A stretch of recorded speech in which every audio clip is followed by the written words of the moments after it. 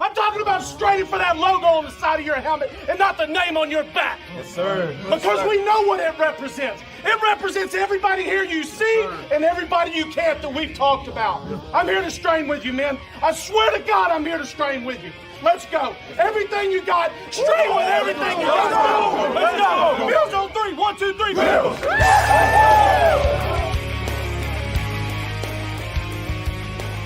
You're listening to the Off Tackle with John Fina show with your host, Joe Miller.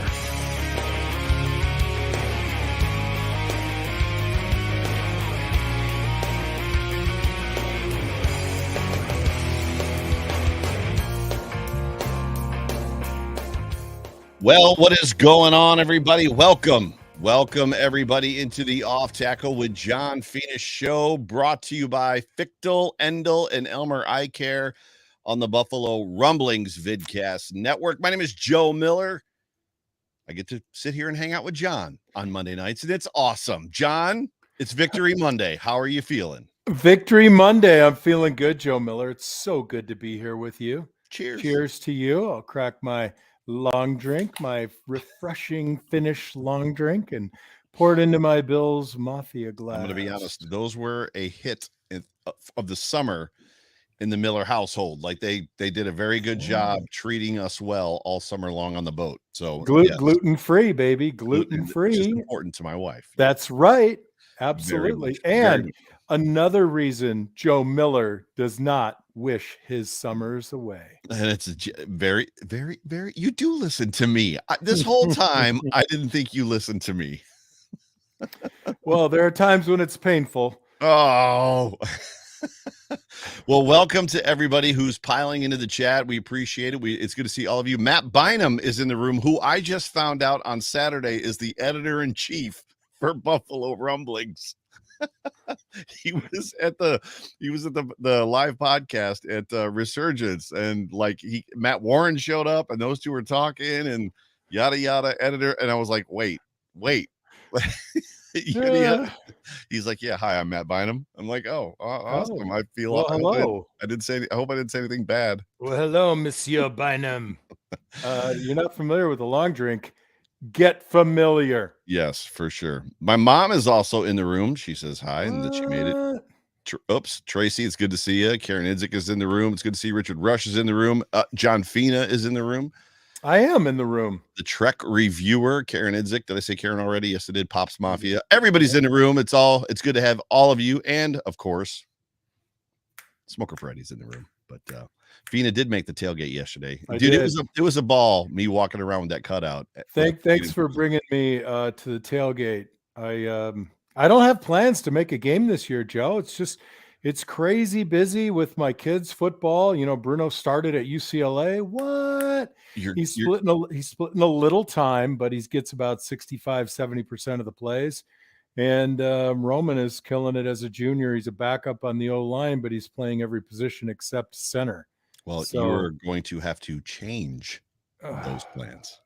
Well, I got extra tickets. So for the Miami game and the Giants game, which is a Sunday night game, which means you could fly in on Sunday morning. I like it. Indeed. I like it. We could see Isaiah Hodgins play in a different team's jersey inside of our stadium. But it's good to have everybody join us. Welcome everybody to the Off Tackle with John Fina show. Just so everybody knows, we are recording a podcast. This is a live video cast, and we are Super Chat Live. Do me a favor, do us a favor, please like whatever platform you're on. Please subscribe. Even if you're listening in podcast form on Tuesday, Wednesday, or Thursday, Victory Tuesday, Victory Wednesday, or Victory Thursday. But before we go any further, let's hear from this show's sponsor, Fichtel, Endel, and Elmer. Picture this: crystal clear vision without the hassle of glasses or contacts. Imagine watching Josh Allen's game-changing touchdowns with absolute clarity. At Fichtel, Endel, and Elmer Eye Care, we can make that a reality. Now, in a matter of seconds with Zeiss Smile technology, you can see clearly and get back to doing the things you love as soon as the next day. Visit us online at Fichtel.com and take our free self-test to see if you're eligible and schedule an evaluation. At Fichtel, Endel, and Elmer Eye Care, we are focused on you. Go Bills. That was Jay Spence the King. Oh my God, like velvet. I'll give you a clip of mine. Hang on. Nothing builds the thrill quite like seeing our Buffalo Bills march right down the field. Every pass. Why is mine so much louder than his? I don't know. He's like velvet, and you're like glass breaking. Oh, mine was come so on. bad, you don't even have access to mine. I did mine in one take, and Spence kind of looked around. He's like, yeah, that's good. You did yours in one take? Yeah, I went down the drain. It took me about a half hour. Then I had to edit it. I had to take all the out of it. Oh boy. Oh, I can't imagine what mine sounds like. You can't have breathing in it. Like that's just not fair. Oh, so we are back to the in-season programming, in-season routine, which basically means that during the show, we're going to talk about our thoughts on the football game. We're going to talk about the good, the things that need work, and then we're going to talk about what's next. So for everybody that's in the comment section, if you've got a question for John, if you've got a comment pertaining to what we're talking about, please jump in and super chat us. It'll get our attention. It'll show up glowing on the screen. We'll try to get to the comments if we see your comment, but we are not paying attention or responding necessarily to comments. So with that, and I'm on the wrong page, I apologize. Let's talk about John Fina's thoughts on this football game. Well, I tell you, if they didn't do well, I think we'd all have a collective aneurysm right now. Yeah, it'd be bad. So, I mean, there was no doubt that they were going to bounce back and destroy the Raiders, except you had some. I listened to your overreaction last night when I was at the airport. But I really didn't. I just felt like that game, to me, was going to be a lock. Yeah. And they actually exceeded my expectations. I thought that the Raiders would be a little bit better. But by and large, this kind of falls into a category for me of look at the competition, look where they are, look at your play, and just remember it's not as good as you think and it's not as bad as you think. Because, they're not going to use this game as the barometer for the rest of the season. I mean, there's certain aspects of it that you're going to coach and you're going to use, and we'll talk about that. But we're not going to see a lot of competition at this level, I think. Yeah, I had expectations we were going to win. I just had concerns. I didn't have doubts not necessarily. It was just more of a, how are they going to respond? And I think that's where I was probably off the mark a little bit coming into this week, because Sterling said it best at the podcast at Resurgence. He's like, Josh Allen and this team answers. Whenever they they lay an egg out on the field, the very next week, they answer. And Josh did at one point. What was he, 13 of 13 or 14 of 14 for a career best? I mean, the throws he threw away. I mean, I think he had 5 or 6 incompletions on the whole day on 37 pass attempts or something like that. And several of them were throwaways. One he threw in the dirt, like he dirted another ball, just basically trying to get rid of the football. Mm-hmm. This game was, to your point, everything that I think Bills Mafia and even the Bills needed to see. Otherwise, there would have been probably 1,000 people naked, drunk, and high, covered in their own feces in the hole in the earth. Are you familiar with what I'm talking about? Have you seen that story? I haven't, but that describes a win also, I think, for Bills Mafia. I was like, I don't know which way you're going with that. It sounds like a Tuesday. A Tuesday in Buffalo. Yeah. Okay, so you mentioned the statistics. I'm trying to look beyond the statistics for this game for things that really encourage me. But by and large, I'm happy with what they did. They went out, they went to work, aside from the first drive, defensively. Yeah. But that to me is something they have to fix. They need to start faster on both sides of the ball. It's very, very concerning for me. Yeah. So just to kind of let you in on what's going on. So that is the hole in the earth where the new stadium is going. And News for Buffalo reported today, a naked man was charged after he fell into a pit at the construction site at the new Bills Stadium while allegedly under the influence of multiple drugs and alcohol. And what's not in that title part is the fact that he was covered in apparently feces. And it was 12 o'clock. It was like the game hadn't even started yet. Midday. Oh, okay. It wasn't 2,400. It was 1,200 hours. Correct. It was early. Wow. You know what? Honestly, we got to have him on the show. Well, that's our guest. Had the Bills lost, it may have been just bulldozers just pushing people into that hole. People love it when we have Daryl Talley or Eric Wood, but I mean, this guy, whoa, it's gonna put us on the map, Joe. That's hysterical. But yeah, so anyways, yes, all good things. As far as the game goes, there wasn't a moment where I was nervous. There wasn't a moment where I was concerned. Even on the fourth and goals that happened, the fourth downs, you know, they turned it over on downs one time, and then there was the one time where it was like, you know, they were standing out there, and then they ran off the field, and like the field goal team ran on the field. They called a timeout, and it was like, why are they calling a timeout? And then Josh Allen runs back on the field, and largely the crowd was very much like, oh, no, take the points. You didn't take them last time. Take them this time. But they did not take him, and Josh Allen threw a touchdown, a 2-yard touchdown pass. I think that was the one that he threw to Gabe Davis, right? Yep. Which even in that moment, you know, he drops back to pass, and then he breaks out. And as soon as he breaks out, you know, like, okay, we're off script. Not that that's a bad thing for Josh Allen, but when you're on the 2-yard line, fourth down, the last thing you want to potentially be is off script. And then he throws the ball back across his body, and you're like, oh, dear Which Jesus. you love that. I coach that. I go to high school. I tell the kids the best thing you can do is run this way and throw that way. And if you can get your hand over your eyes when you're doing it and throw it up nice and high, so it's got a nice rainbow to it, you're going to be in great shape. Your numbers are going to rock.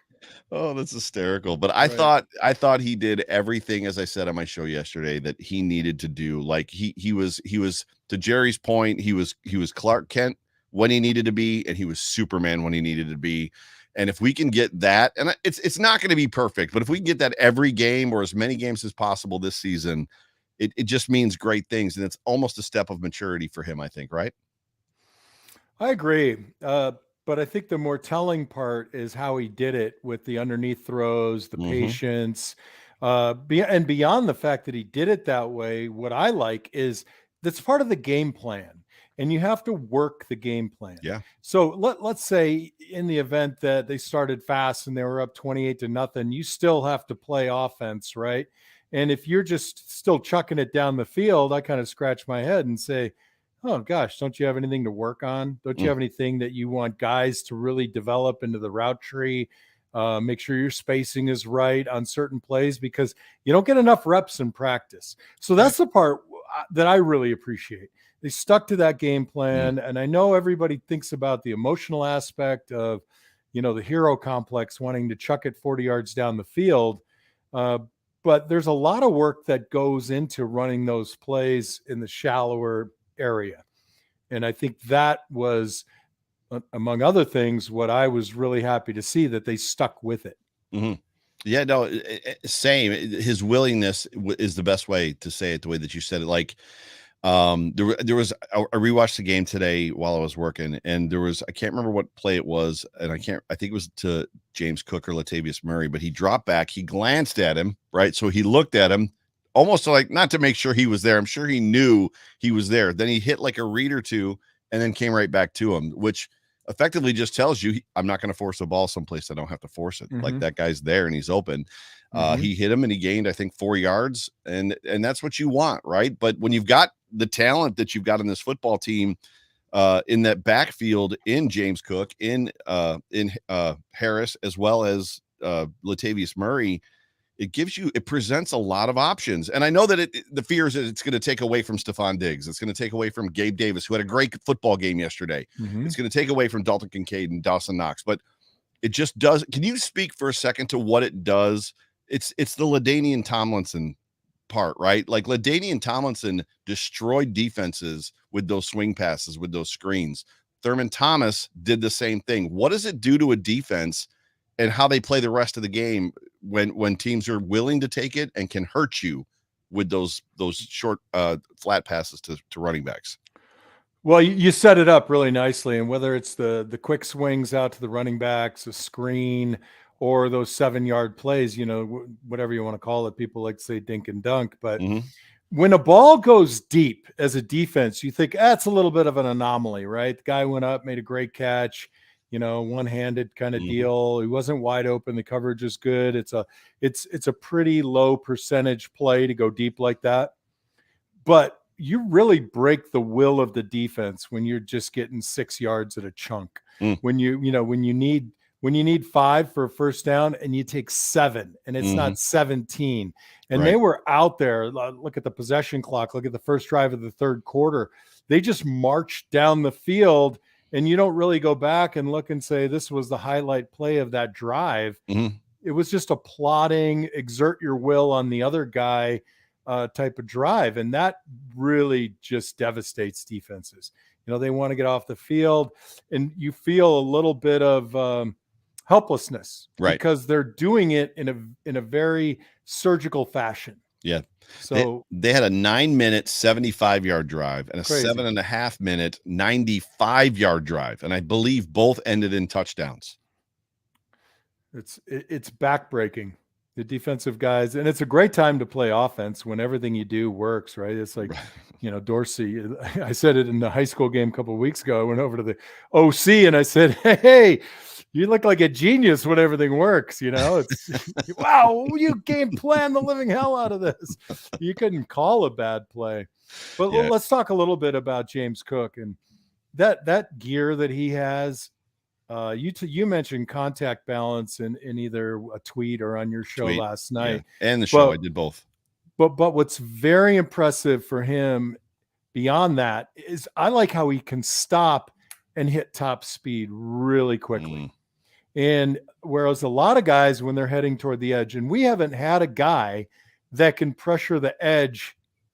CJ Spiller probably. Shady and CJ probably. Yeah, was that a decade ago? Shady was it was 18. He left in 18, right after the 18 season, I think. Right. But I love how this guy, a lot of guys will give up on it and try to say, all right, well, I'm there. He's got me outflanked. I'm going to try to cut it back up and, gain a 2. I love how he just said, you know what, I'm going to keep pressing it. I have a little bit more than he does. And he looks really, really smooth doing it. Yeah. It's a nice dimension. You think a guy that wants to hit the edge can't work his way up the middle, but he had a couple of really nice plays heading to the line of scrimmage where he was stopped flat-footed and gave it a little patience and accelerated and turned what seemed like nothing into 3, 4, and 5. Yeah. I like it. I don't like last year how we didn't use him. You defend. When you're me, you defend what the team is doing. I just do, because I don't know any better. But in my heart of hearts, I say, don't throw quarterbacks to the wolves. Be careful about offensive linemen, but running backs want to eat. Like, I think this development for him, they could have accelerated last year. Oh, yeah. It would have been nice to see him get a little bit more, but we have it now. So be careful what you wish for. So we've transitioned to the good. John segued us perfectly by talking about James Cook, which leads us into kind of the running back group in general, which was great in my opinion. As much as they all didn't have 100 yards, James Cook had 123, I think was the number. Murray, or one of them had 33, one of them 22, but all of them were effective. All 3 running backs were effective. And from a fan standpoint, from a person that didn't play professional football, the run schemes look very different to me, especially kind of like that delay stretch that they're doing, that they keep running to James Cook. They ran it week 1. They ran it a bunch yesterday. They found very little success against the Jets. They found a bunch of success at times yesterday in this football game. What are you seeing that's different? Because we have, for the most part, the same guys up front, right? Well, I guess we got 2 different guards, but for all intents and purposes, I'm sure it's a similar blocking scheme, if you will. But what are you seeing different from the run group or from the run plays, the run schemes? Well, the stretch is pretty similar to last year. I think there's just maybe a little bit more coaching to it to get to the edge. There's fewer of those bunch sets, which I despise. Yes. We've added a little bit of a draw, a little bit of a delayed draw. And I've been thinking about this. And, I've noticed this year, defensive ends are getting wider and wider into a full 9 technique, which we haven't seen for years. They've been closing in a little bit. So what do? Right? The quarterback can step toward it, and you can get the tackle on him quicker, on the defensive end quicker, and it creates a seam faster. The rub is, how do you get to that linebacker? There's 2 ways to get there. You can throw the guy upfield as the tackle and run up to the middle linebacker. But beyond that, I think that this group just seems to be operating better together. Maybe there's a little fear, uncertainty, and doubt, right? Because that last or next to last preseason game was awful up front. I mean, across the board. But by and large, I don't see a change in plays. I just think that they're running them a little bit better. And of course, we have to look at the competition. I mean, I can't name the defensive tackles for the Raiders, but the tackles, no, I can't either. I can name the guys from the Jets. I mean, it's a different football team for sure. So again, I mean, and I'll say this: I'm not going to take anything away from the win. Like if the offensive line were having a meeting with me right now, I'd be like, "Build on it, guys. That feeling, just build on it. Build on it." The worst thing you can do is say, they were terrible. You should have beat them." Right? You can build confidence and let confidence breed off of itself. Sure. Fake it till you make it, whatever expression you like to use, ride the wave. Of course, I was a professional surfer after my career. So unfortunately, you could only hang 9 because one of your toes is missing, but yes. Oh man, don't tell nobody. So you brought up the good and you immediately transitioned into offensive line because you think I'm only one dimensional. I did not segue us into the offensive line. Totally did, yeah. But let me give you a rundown. If we had done our show last week and you said the good, I would have said the front four. They're attacking defensively, and maybe it's an inspiration from Floyd because I like how he plays. Yeah, he's a good player that can raise the level of everybody's game. And again, what we talked about is like, I don't care if you get a sack and it's the fourth quarter and we're up, 31-0. We need to have impactful plays when it matters. And we did have a couple of those, right? Epinesa had one. I think Shaq Lawson put some pressure on. We had good work out of Ed Oliver. I mean, I'm only just naming a few. Yep. But by and large, what I'm seeing is we're setting the line of scrimmage on their side of the ball a little bit more. Right. And we're more consistent at it.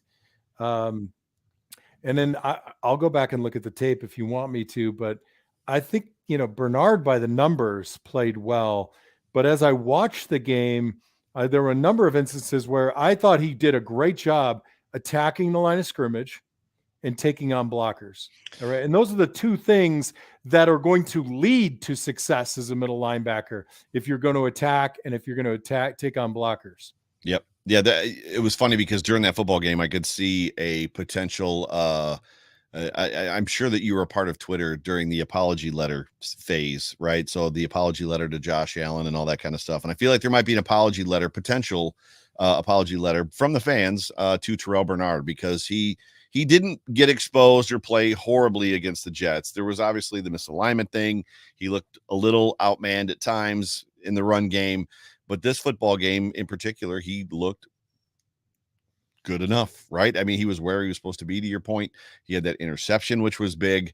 I'm still going to have questions just about his ability to big boy teams, which Jerry talks about all the time. Like in the NFL, you have to be able to big boy teams. And when you're talking about that group, Milano is an undersized linebacker. Bernard is smaller, Taron Johnson, and then the DBs. It's going to be tough to big boy some players, some other teams when that happens.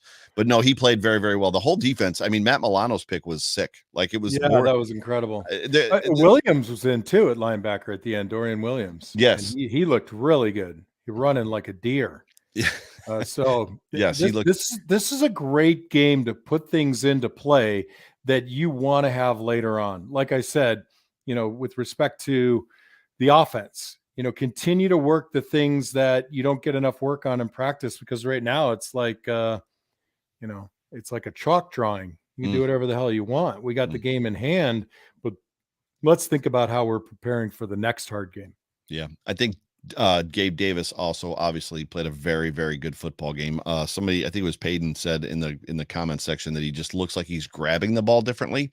So obviously, he was doing the clam thing for a while, and he got a lot of criticism for that. Last year specifically, dropped a lot of footballs, and this year seemed to be snagging the ball a little more proper, right? Open hands, looking through the window, which is the way that we're all taught how to catch footballs when we're little kids and we start playing football. But yeah, his effect on the game was important.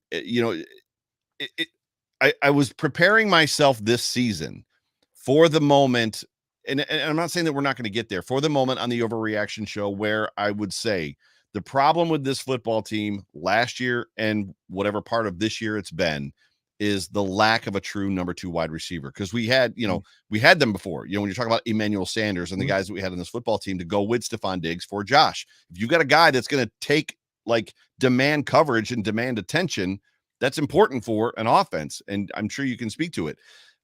When you don't have that, it's a problem. But if Gabe can elevate that level of play and can play consistently the way that he played this past weekend, I think good things are there's nothing but uptick, right? This is up and to the right. Everything about this game is up and to the right. Yeah. Enjoy it. Right. Why not enjoy the game? But again, what I look at is, did you work on the things that you needed to work on? And I thought they did. I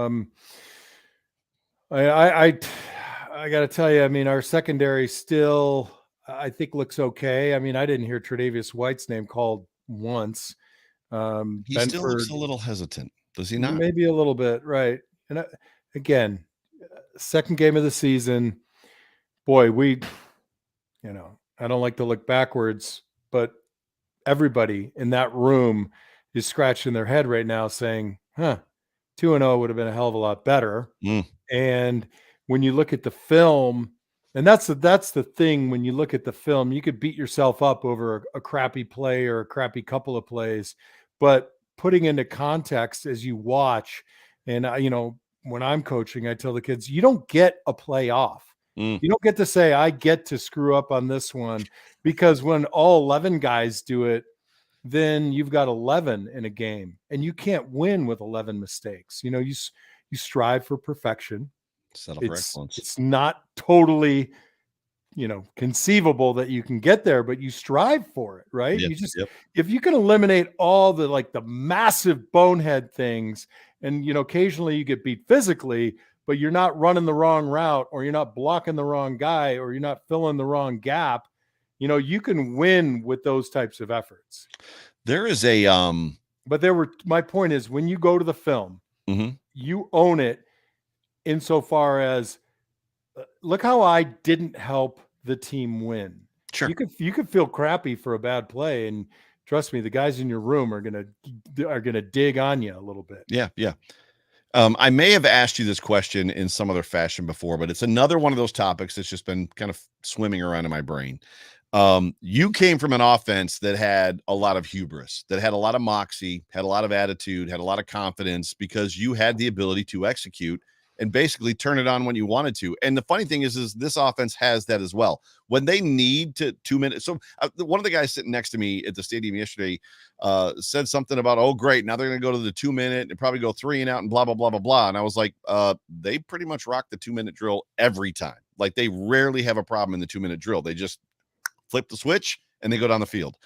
All that to say this, since 2020, when Josh made that kind of leap and that kind of that becoming who they were or were going to become, like the confidence in themselves, Diggs, Josh, and just as an offense in general, with the pieces being plugged in and plugged out, what leads to, because you guys did it too, and we've talked about it on this show before, what leads to just that laying of the egg game? Like, what happens? Is it just, we've gone 6 games in a row, played really, really well, just that marginal lack of focus? Maybe we come up against an opponent that just wanted it way more than we did, and you sit there on the field. Never say that. Okay. Never say that. That's one of the ones that makes my I want it. There was never one time we didn't put a bad product out there. There was never one time on an NFL field when you were like, man, these guys are just mean. Like, they're just not nice today. That's every day. But that has nothing to do with wanting it. I mean, you prepare. Sometimes they have a better game plan, and then there is bad luck, right? Sure. I mean, the odds are just so far against going undefeated in a season. So it's going to come. So if you're on a 6-game stretch, you're not like, well, we're going to have to concede one just to satisfy the odds gods, right? No, you're not doing that. Gotcha. But how does it happen? Usually, you end up with kind of an anomalous play in the beginning, a big missed tackle or a busted coverage, miscommunication. a big pick in your own territory, a guy that fumbles and never fumbles, Mm, and you kind of like, whoa. And then, you're kind of trying to claw your way back. mm. But meanwhile, when you are that team, you got a target on your back. And For the sure. other team feels like it doesn't matter how the good thing came. It might have been an anomaly. Mhm. We're going to continue to build on that. Gotcha. I just always wonder because, like, you guys did the same thing this team does. You next game back, you answer, like, right? You answer the bell, you make up game, and everything, get right game, and everything is honky dory from then on. It just perplexes me, and as a fan, and obviously I'm not Well, in the room. I mean, But the only teams that can do that are the ones that have 11-game win seasons, right? Everybody Mm. else in the middle doesn't get to have that Right. sort of perspective where, oh, we laid an egg in the middle of the season. Your whole season is like an egg and a hatch, right? It's fair. We're hatching chickens in Buffalo, baby. I don't know. These analogies, they're just Coming out. They're just coming out. So what else? Let's wrap up the good because we're not going to have a whole lot of time to spend on the bad or the work, Mhm. what needs work. What else stuck out to you as just good in this football game that you saw? Well, I think they look like they were having fun on defense. They were swarming, celebrating. On offense, they looked cohesive. Mm-hmm. They looked confident, right? Mm-hmm. Mm-hmm. And that kind of exudes at you when you're watching TV and you're catching faces, right? And just looking for the type of excitement that you want. And even if you may have to manufacture it just a little bit, it's contagious, right? Mm-hmm. Mm-hmm. So I like that. I like that a lot. And I think that given where we are with football now, it's almost like you're afraid to have too much fun because everything, you're under the microscope for everything.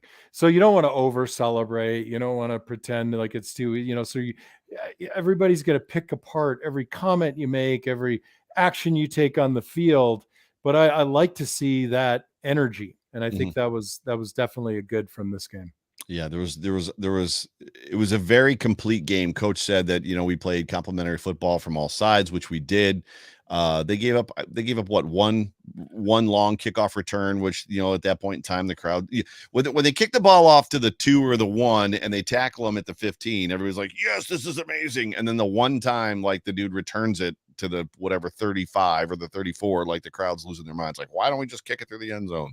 It's funny how fans are about stuff like that, and it's like, Well, you got to practice coverage too, don't you? I mean, you can't practice it live in practice. you don't have to. You could just kick it out of the end zone. Well, you don't. Oh, well, you know what? Every time I line up on the golf course, my intention is to hit a 270-yard drive straight down the pipe, right? Right. Every time.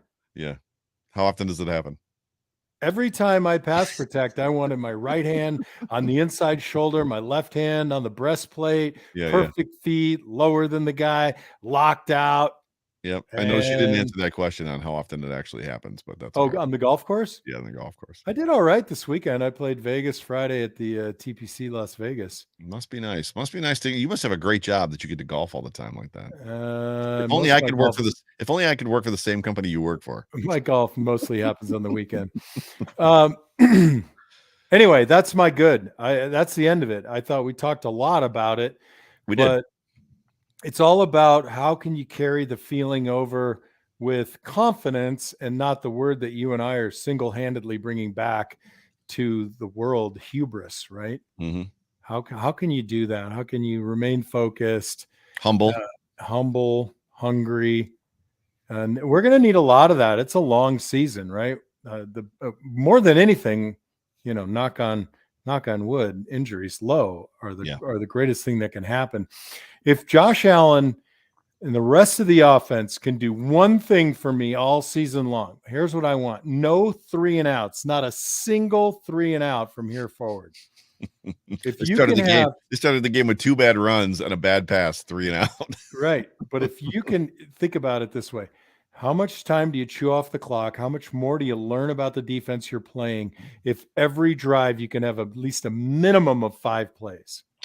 this isn't part of the work. This is part of the good or part of the obvious. It should be, there's a lot of people in this fan base that talk about how this coaching staff fails to adjust. I hear it on the radio all the time. Oh, if they just knew how to adjust and they don't adjust. And but not only have we seen them adjust, come out at halftime and end up smoking teams, basically shut them down on defense, and the offense destroys them. It's very, we have seen this team a lot since McDermott got here. See the opposing team's offense go right down the field and score a touchdown, and then basically house them for the rest of the game. Do you see the subtle things that they do, or is it a look back thing for you, where you've got to go through and look back to find out, okay, they've changed this or they've changed that, but they clearly adjusted after that first drive? So I'm not the defensive wizard that you are, Okay. but I do hate platitudes, right? Yeah. So like, oh, they don't adjust. How the hell do you know? Right. I mean, how many of us lay people can actually figure out how much they change when the plays happen like that? But before every play, I look at the defense and I'm like, 2 high safeties or single safety. They're going to disguise. One guy's bailing. They press. Where are the linebackers? Is the 4-2? Are they shading one way? They're going to bring the strong down this way. That kind of stuff. Those are a little harder to identify than the simpler things. Like, you should be able to, at this level of fandom, see a guy coming off the edge or see an A-gap rusher. Right. So typically the biggest change you're going to see is if somebody brings a lot of pressure to you defensively, and the obvious stuff, either guy coming off the edge, right, to make sure that the quarterback's counting his guys, or people coming up the middle, making sure that, you're switching off properly, center, guard, center, or guard, center, guard. Those are the types of things that, like, okay, we need to adjust. We didn't see that blitz. We don't have that blitz pickup right now. It's different than the 7 that we really practiced against last week.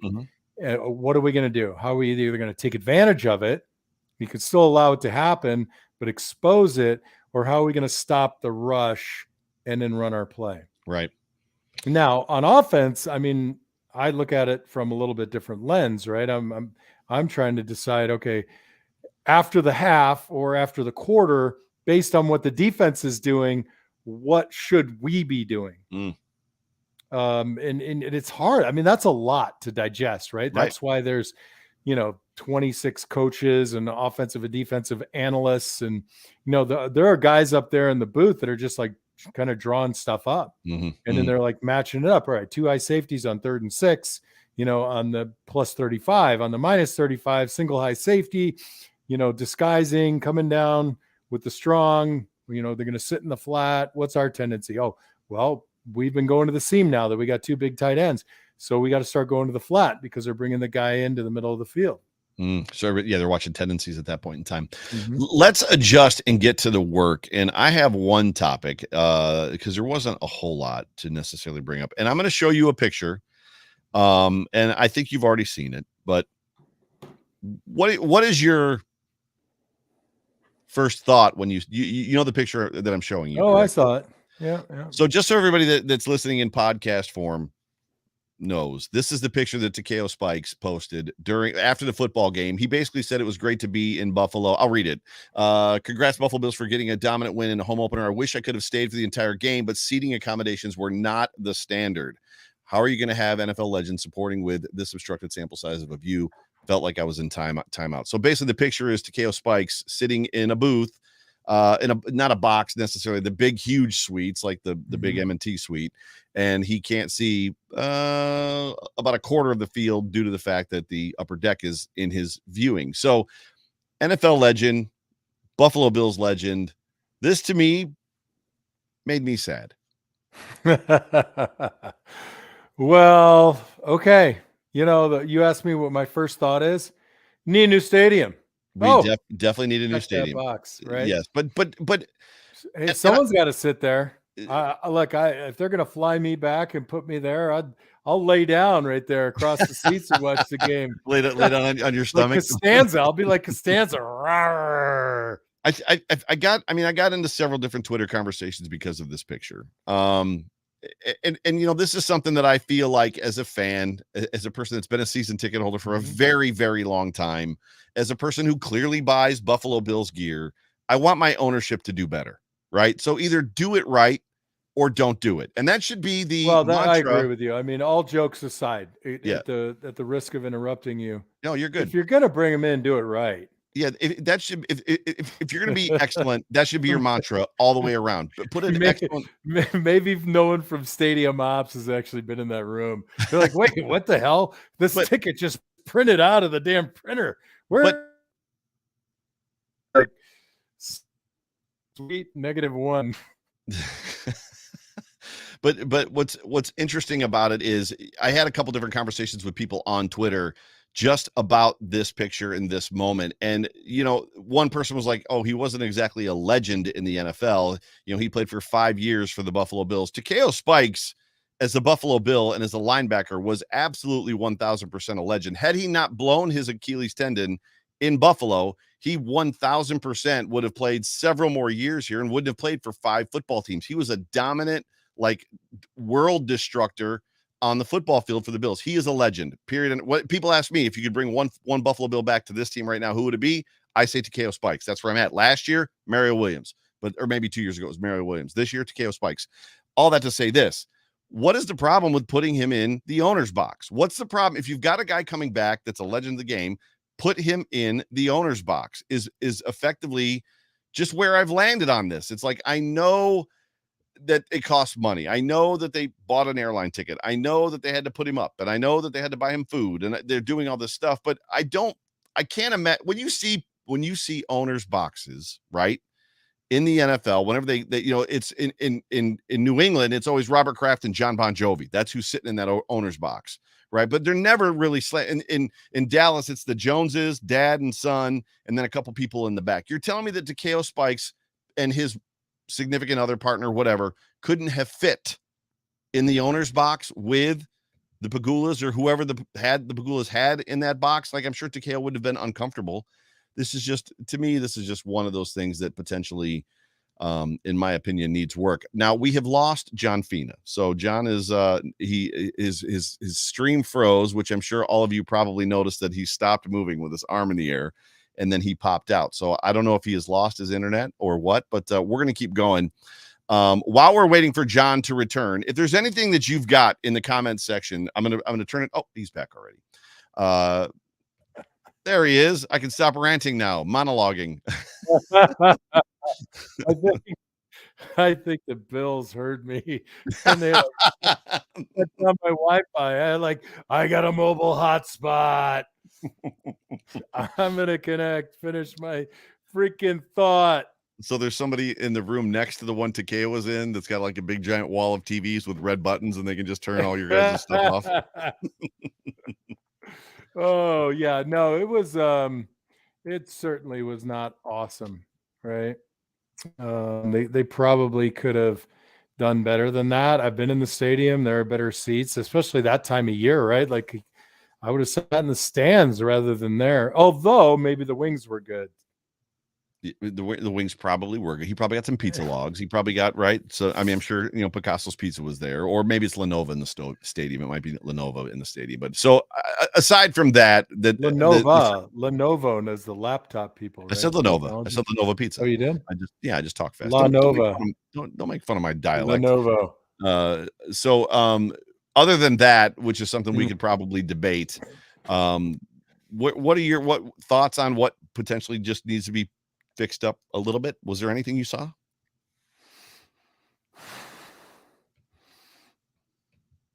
I mean, I would like to see them run a little bit more screen in a game where they feel like they got it under control. It's the live action that's hard to practice, right? Especially when you know your guys. So I'm practicing against guys that I know. Sometimes they're not going full speed. The timing is all jacked up. I mean, in a game like that, start running stuff that it might look bad if it doesn't work well, but it gives you film that you can study, right? It says, okay, well, look, we're going to run this screen. We want to run this play. All right. So we need to understand a little bit more about the timing. And then what do you do when a guy doesn't rush? You know, you set on the 3 technique, you invite him inside, and then he sits, and then you got to sit. Right. Mhm. So then there's got to be an understanding. And then a lot of times what will happen is the line moves and the running back has to make an adjustment to get his way out of Right. there. But Right. when it's always easy in practice, you know, it's kind of hard to emulate it or practice it, so to speak. But Gotcha. it's good teaching film. What else could they work on? You know, I think at some point, I hope that during practice, they're doing a lot of one-on-one with the receivers and DBs. I just think you got to keep working that. Mm. You know, there's going to be a time when you're going to want to lock on the edges, and they just have to get as many reps as possible. I assume they're doing it. Usually I wasn't watching those guys. I had my own thing going on during practice. Mhm. So that's my assumption. And, you know, hopefully you're still technique coaching. You know, you got to keep coaching technique. And I think that's Always. sometimes it's challenging because these are all adult males, alpha males. The smell of testosterone is getting really big in the room, and you want to dial it back and take them back to their freshman year of college and talk about foot and hand placement. A lot of guys aren't Right. receptive to that, especially, hey, I'm feeling good. I had a good game. And now you're telling me that my baby's ugly. Yeah. Yeah. I mean, I'd do it. Like, they could hire me to come in and just go, kid, your baby's ugly. I mean, I'd love it.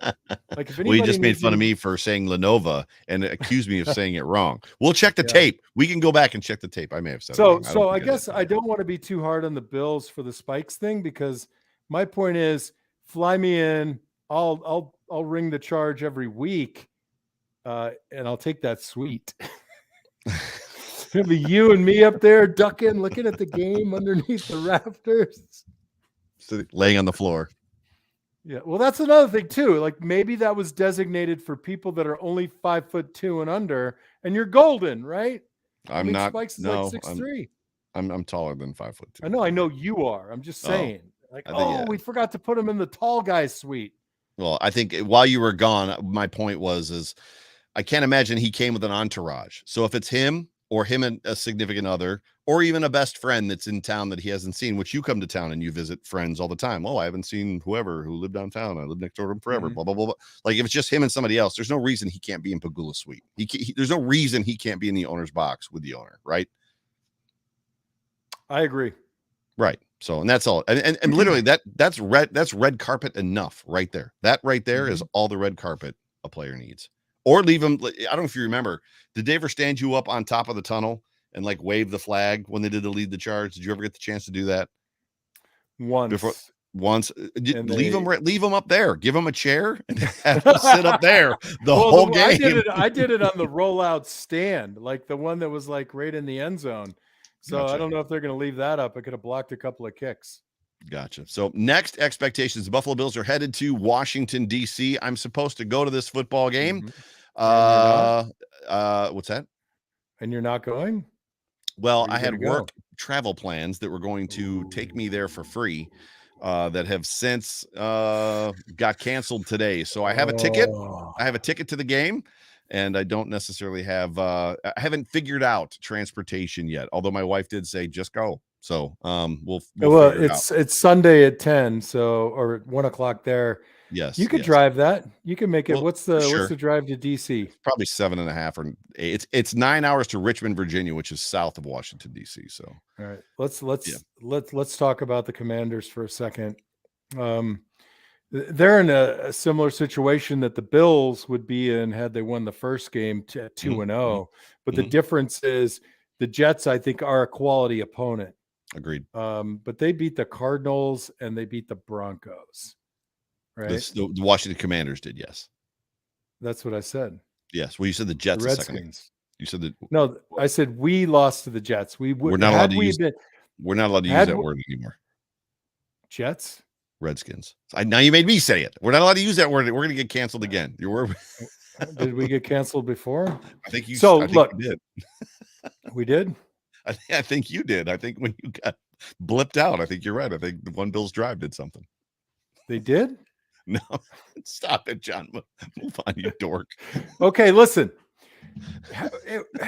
If we were both 2-0, we beat a quality team, but the Redskins have beaten the Denver Broncos and the Arizona Cardinals, right? Not a lot, but there's still the confidence, right? This is a team that's been bad for a long time, like not good. Mm-hmm. So what do you have to do? You absolutely have to come out there and destroy these guys. I think Right. anything short of that Right. is kind of a failure. Like you want, when you come out and you play a team like Washington Mhm. or LA, if you don't leave having stepped on their neck nice and hard, you're kind of like, oh, Right. like then you can, like, you're doubting yourself a little bit. You really got to go out there and beat these guys up. Yeah, I like Sam Howell a lot. I liked him in preseason. What I saw from him in preseason, I think that he potentially has a future in this league. I think that Sean McDermott is going to go a long ways in confusing him, like he does a very good job of with most young quarterbacks, right? So, as far as next expectations, I expect the Bills to beat the Commanders. Dang it. You got me saying it now. I expect the Bills to beat the Washington football team. Let's just do that. Let's just call them because the Commanders are so weird, right? I wanted to call them the Washington Football Club, like soccer, Premier League. Yeah, like soccer. That works too. But at the end of the day, I expect the Buffalo Bills to go in and to handily or not, effectively set them up for a showdown against Miami at home the next week, which is what we're all leaning into. Now, right now, the Bills are behind the Dolphins by a game.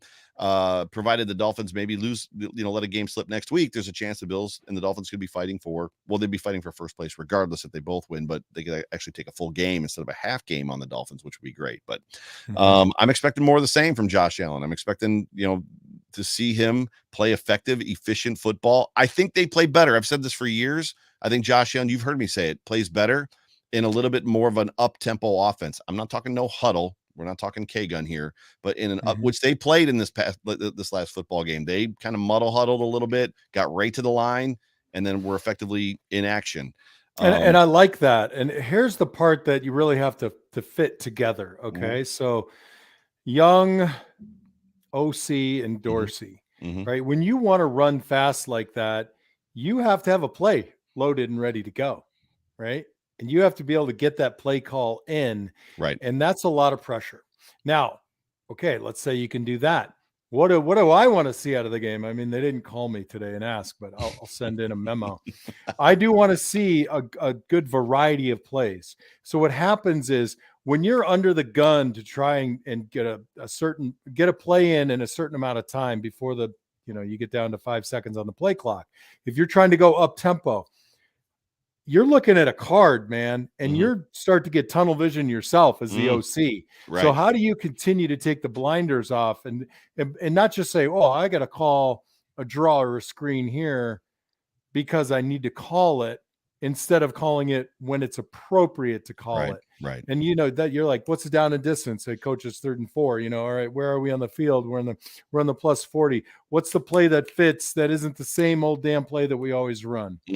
And I think once he gets into that groove and they can run a variety of plays that look different than how we ran our offense last year, that's where true growth comes in.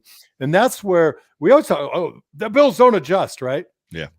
Well, how do you adjust away from something if that's all you do to something that you don't do well or haven't practiced enough or tried enough, right? So, we were a little one-dimensional in the K-gun offense. And when we struggled, it got ugly because there wasn't a lot for us to go to. We had 3 running plays. Right. And that's it. That was it, right? We had 3 running plays, and we ran the hell out of them. But when people had us kind of nailed on those, we're like, uh-oh, we got to throw our way out of this. And if they had a good pass game defensive plan, we're in real trouble. Right. So what I want from the game is to appropriately use that balanced approach with the patience, hitting the middle of the field, continue to work. The 2 people that need to get a lot of work, Gabe Davis and Dalton Kincaid. Because those are the 2 guys that we need to complement Stephon and Dawson or Shakir and whomever. We need those 2 guys to really excel. I am convinced that the first step to being a phenomenal athlete is flexibility. We see it in golfers and all kinds of people like that. When he was catching those balls and he was basically turning all the way around, like with his running straight and his whole body was turned like an owl back to Josh, catch the ball and just come right back around and then just keep running like it was fluid and nothing. That dude has the potential to be very special. Like very, very special. He looks good. Well, John, we did it. We got through this episode, the very first episode of the season, because we did a pregame show last week. Thank you to everybody that has joined us here on the Off Tackle with John Fina show. It's super good to have all of you. We're going to be here for a full 16 season segment, and then hopefully some 3 to 4 post games. I think that's what we're shooting for this year. Yeah. All the way through the Super Bowl. Postseasons, not post games. Postseasons. But any final thoughts before I get us out of here? Don't get too high, don't get too low. Josh said that. He said, we're right here. We're right here. Yeah, everybody who panicked and sold all their Josh Allen gear last week is like trying to buy it back. He's the worst ever. I love him. There was a lot of that on Twitter yesterday and today. Like, I want to see people apologizing for saying Josh is washed up. It's like, who said that? Nobody said Josh was done. We were just saying, bro, stop doing this. Like, I know, but I do love the pendulum swings, right? It's amazing. It was easier when I didn't care. It would knock you out if you were in front of the pendulum. That's how far and hard they swing for sure. But nothing else. My final thoughts are thanks for having me. Everybody in the comments, thanks for coming on. Love having you there. Just be glad that you have a view, that you don't have an obstructed view of your computer screen. So there you go, right? Ladies and gentlemen, you have been tuned into the Off Tackle with John Fina show on the Buffalo Rumblings Vidcast Network, brought to you by Fichte, Endel, and Elmer Eye Care. My name is Joe Miller, host of this here show. You can find me on Twitter at Joe Miller Wired. You can find that guy on Twitter at John Fina. Please follow us both. We appreciate you guys. Can't wait to see you next week. It's Victory Monday. Tomorrow's Victory Tuesday. It's Victory all week this week. And until next week on Monday, go Bills. Go Bills. Go Bills.